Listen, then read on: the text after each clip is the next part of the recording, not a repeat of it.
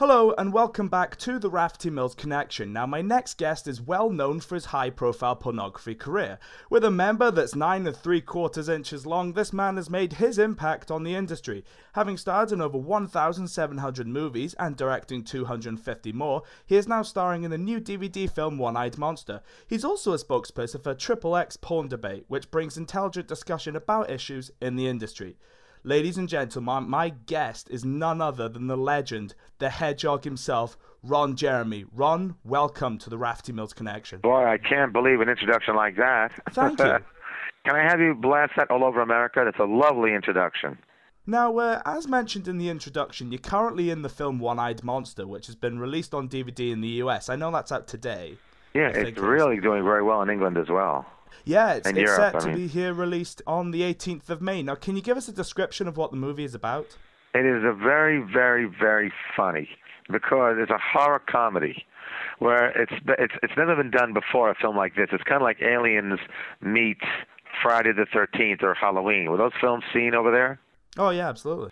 Well, because basically aliens look at the Earth. The thing they notice is satellite, and the biggest thing on satellite is porn. Yeah. And then the biggest thing in porn is me. That's where they infiltrate the genitalia. You see lightning shoot through the sky. It's really good special effects. Blasts me right in the middle, knocks me into a tree, and then I'm now infected with the monster, with the aliens, right? And so then during a scene in an adult movie, it severs from my body and goes on a killing spree. Grows teeth, cuts people in half. It goes into their head and out the back, so they have giant holes in their heads. You know, it's really funny. And it's got a great cast. One of the funniest lines is right after I die, the director says to the cameraman, "Well, look at the girl. See if her genitalia ran away." And the guy goes, "How can a girl's run away?"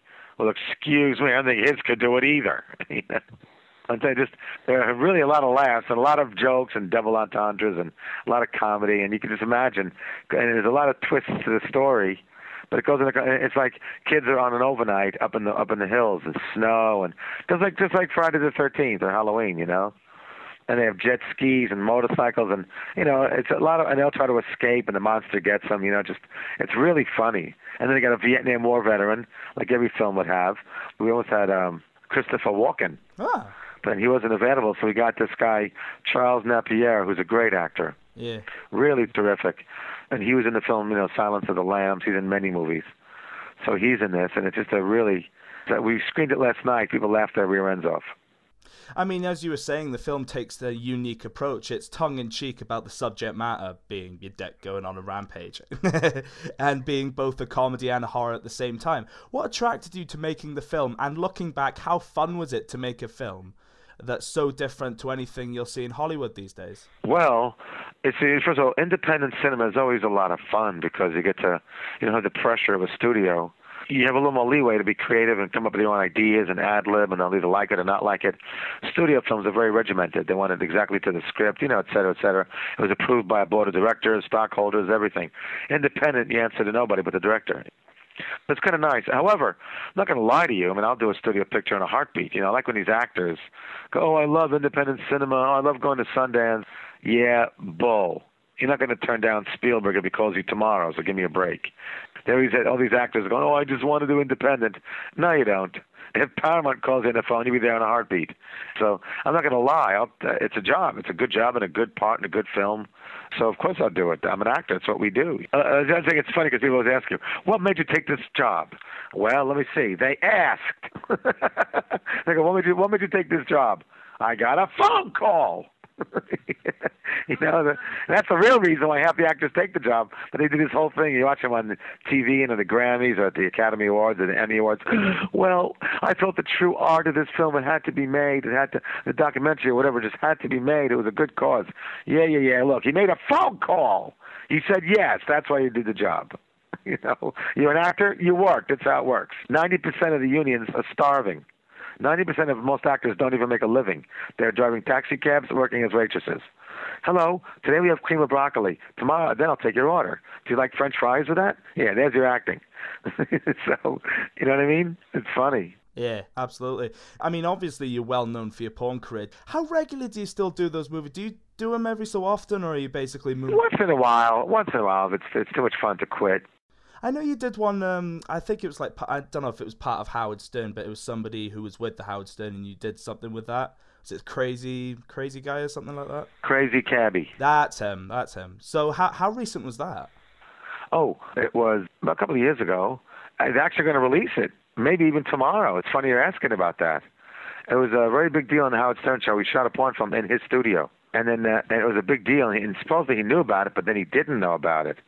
So we were not sure what was going on. It might have been some guys who work at the station. It became kind of like a scandal a little bit.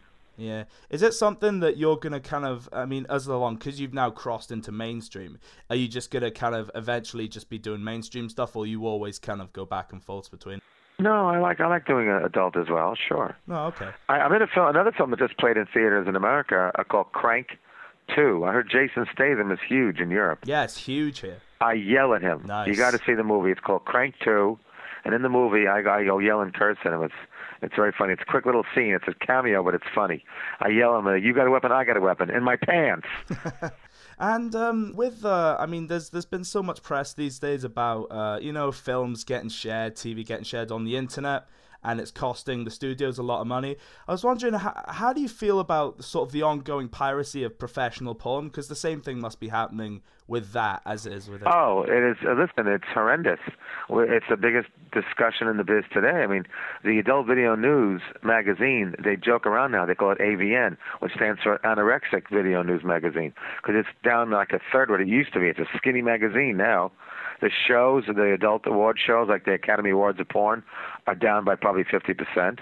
Because DVDs are going to be obsolete in a little while. All over the world, you will not get DVDs. It'll be pay-per-view, video on demand, internet. Because it's easier, it's more convenient. And the piracy is incredible because, if you can get porn for free, why are you going to want to pay or rent it?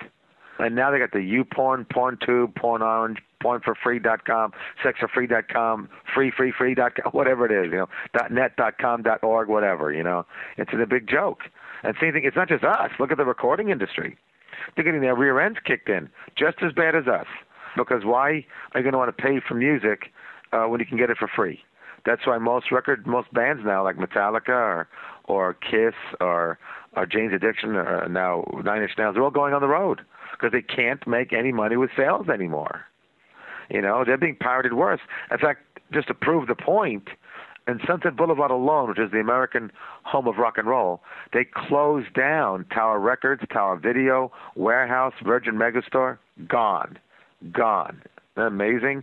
These are landmarks on the Sunset Strip right in Hollywood, and gone because they couldn't make any money, no business. So it's not a fitting design. Guns N' Roses, you know who they are, right? Yeah. Their last album, 5 times platinum. Their new album couldn't sell 300,000, didn't even go gold. I outsold them with my rap song, and I suck. So it's a real serious issue. I mean, what these websites do is they get advertising so they can give away the product for free and make their money on advertising. Now, whether it really pulls or the advertising works or not, who knows? But they're literally putting the adult companies out of business. Now, on that same note, there are lots of free websites, as we were saying, that are popping up with... Tremendous. Yeah. And the high school and the college kids of today don't give a rat's behind of which company. You think they really care if it's Wicked or Metro or DCA or Elegant Angel, Evil Angel, Hustler? In the old days, the brands would work. Oh, it's Evil Angel. We got Rocco. Oh, we got some good movies. They could care less. They don't care who Wicked is or who Metro is. All they care about it's free. And they can watch porn from now till next Christmas and not pay one dime. They could jerk the gherkin and squeeze the weasel from now for the next 5 years, masturbatory material, and not pay one dime. But things have really changed. It must be to do as well with, it is growing technology. With these websites rapidly growing, do you think the industry is as we were saying, suffering tremendously as a result? Or do you think there's still a large demand for professional porn? Do you think it'll still survive regardless of the piracy? Porn will be around long after we're dead.